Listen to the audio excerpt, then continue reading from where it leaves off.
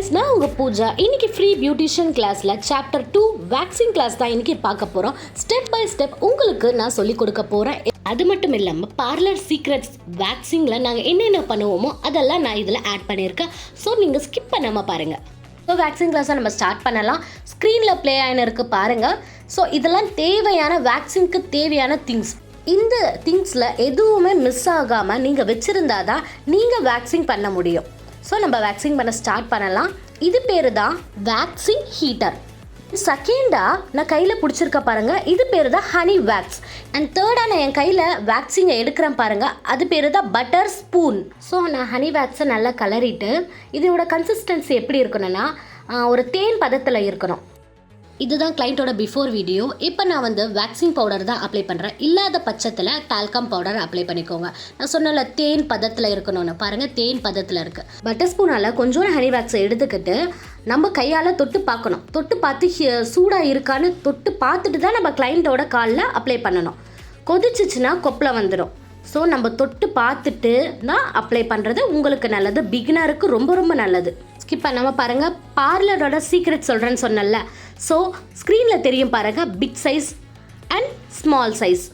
இதில் பிக் சைஸில் எடுக்கலாமா ஸ்மால் சைஸில் எடுக்கலாமான்னு நம்மளுக்கு நிறைய டவுட்ஸ் இருக்கும். வேக்சிங் ஸ்டிப்பில் ஸ்மால் சைஸில் தான் ஹேர் ரிமூவ் ஆகும், பிக் சைஸில் ரிமூவ் ஆகாது. யூஸ் பண்ணும்போது வேக்சிங்கில் ஸ்மால் சைஸ் தான் யூஸ் பண்ணணும்னு நீங்கள் ரொம்ப கவனமாக இருக்கணும்.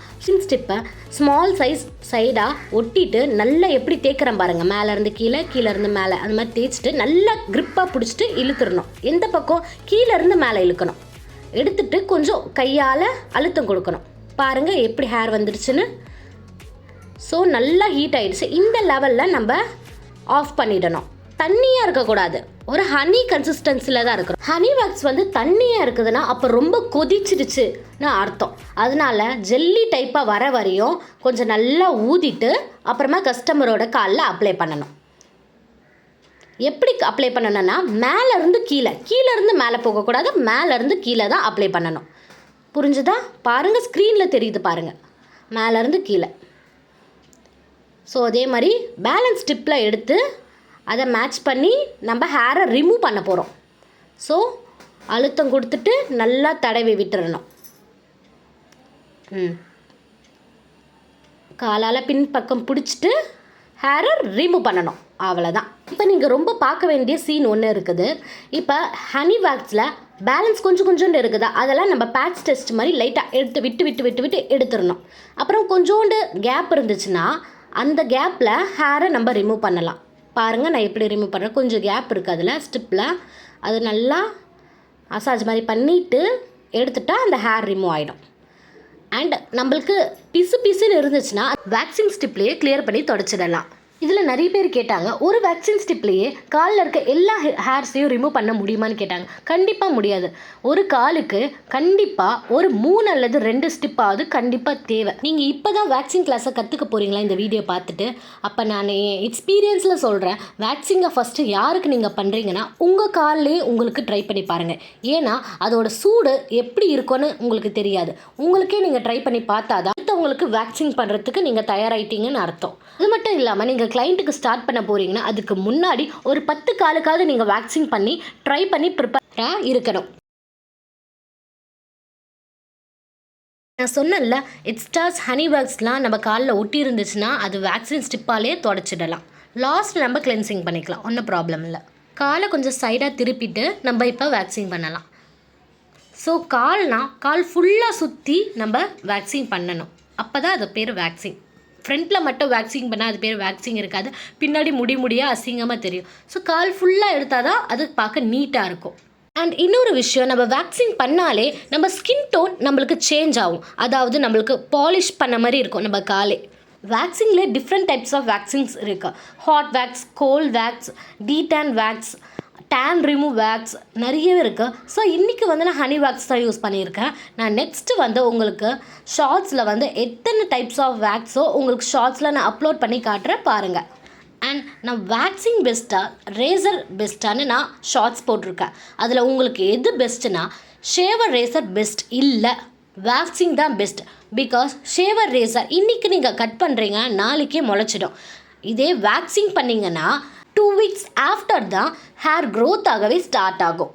ஸ்க்ரீனில் தெரியுது பாருங்கள். இப்போ நான் அவங்கள எழுந்து காலோட பின்புறத்தில் இருக்கிற ஹேரை ரிமூவ் பண்ண சொல்கிறேன். அவங்களுக்கு கம்ஃபர்டபுளாக இல்லை, அதனால நான் அவங்கள எழுந்துக்க சொல்லிவிட்டு காலோட பின்புறத்தில் இருக்கிற ஹேரை ரிமூவ் பண்ணுறேன். நீங்கள் வேக்சிங் மாதம் பண்ணுறீங்கன்னா உங்களோட ஹேர் க்ரோத் லெவல் கம்மி ஆகிடும்.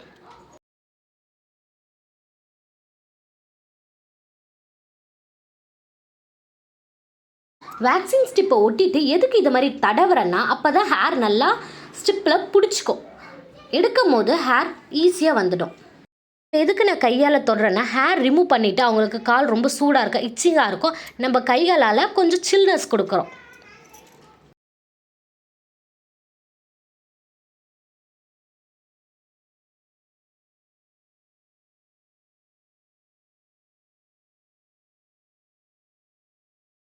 ஒரு காலில் வேக்சின் முடிச்சாச்சு. இன்னும் குட்டி குட்டியாக பேபி ஹேர்ஸ்லாம் இருக்குது. அதை வந்து நம்ம த்ரெட்டிங்கால் இப்போ ரிமூவ் பண்ண போகிறோம். வேக்சிங்கும் த்ரெட்டிங்கும் ஹேரை ரூட்டில் இருந்து தான் நம்ம எடுக்கிறோம். ஸோ ரெண்டும் சேம் ப்ரொசீஜர்ஸ் தான். இப்போ நான் பாதத்தில் இருக்கிற ஹேர்ஸ் எல்லாம் வேக்சிங்கால் ரிமூவ் பண்ண போகிறேன். கம்ப்ளீட்டாக பாதத்தோட விரலில் இருக்கிற முடியை கூட நான் க்ளீன் பண்ண போகிறேன் வேக்சிங்கால்.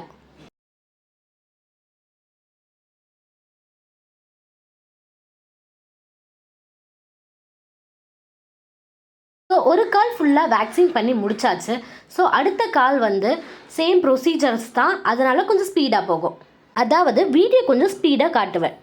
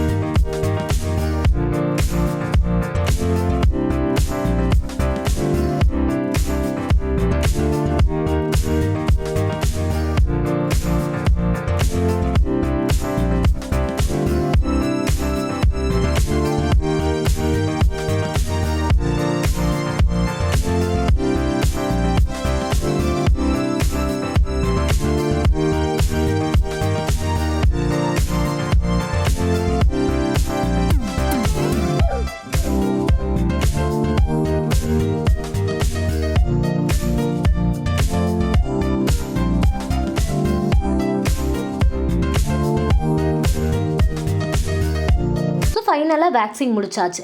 பிசுன்னு நம்ம கிளைண்ட்டை அனுப்ப முடியாது. ஸோ ஃபைனலாக ஒரு கிளென்சிங் பண்ணிவிட்டு மாய்ஸ்சரைசர் அப்ளை பண்ணிவிட்டு தான் நம்ம கிளைண்ட்டை வெளில அனுப்பணும். ஸோ ஃபஸ்ட்டு நான் கிளென்சிங் அப்ளை பண்ணியிருக்கிறேன். ஒரு மசாஜ் மாதிரி கொடுத்துட்டு காலை நல்லா க்ளீன் பண்ணிவிட்டு அவங்களுக்கு வாஷ் பண்ணணும். பாருங்கள், நான் எப்படி மசாஜ் லைட்டாக ஒரு மசாஜ் மாதிரி கொடுத்தா அவங்களுக்கு கொஞ்சம் பெட்டர் ஃபீலிங்காக இருக்கும். ஸோ இப்போ க்ளீன் பண்ணுறேன். ஆஃப்டர் வேக்சிங்கில் பாருங்கள் அவங்க கால் எவ்வளோ மென்மையாக அவ்வளோ அழகாக இருக்குது. கிளென்சிங் முடிச்சுட்டு மாய்ஸ்சரைசரை அப்ளை பண்ணலாம். ஜென்டலாக அப்ளை பண்ணால் போதும். அவ்வளோதான், நம்மளோட வேக்சிங் முடிஞ்சிடுச்சு. வேக்சிங்க்கு தேவையான ப்ராடக்ட்ஸை நான் எப்படி பர்ச்சேஸ் பண்ணுறேன்னு உங்களுக்கு டிஸ்கிரிப்ஷனில் சென்ட் பண்ணுறேன். ரொம்ப அஃபோர்டபுள் ப்ரைஸில் தான் நான் பர்ச்சேஸ் பண்ணேன். ஸோ உங்களுக்கு லிங்க்கை வந்து நான் டிஸ்கிரிப்ஷனில் கொடுக்குறேன். நீங்களும் வாங்கிட்டு இந்த மாதிரி வேக்சிங் கற்றுக்க ப்ராக்டிஸ் பண்ணிக்கோங்க. வேக்சிங் கற்றுக்கினீங்கன்னா போதும், நீங்கள் வேக்சிங் ஆர்டிஸ்ட் ஆகிடுவீங்க. அப்புறம் பார்லர்லேருந்து உங்களுக்கு கண்டிப்பாக வேலையிலேருந்து எடுத்துப்பாங்க. வீடியோ பார்த்து நல்ல உள்ளங்களுக்கு நன்றி. சப்ஸ்கிரைப் பண்ணிக்கோங்க அண்ட் ஷேர் பண்ணிக்கோங்க.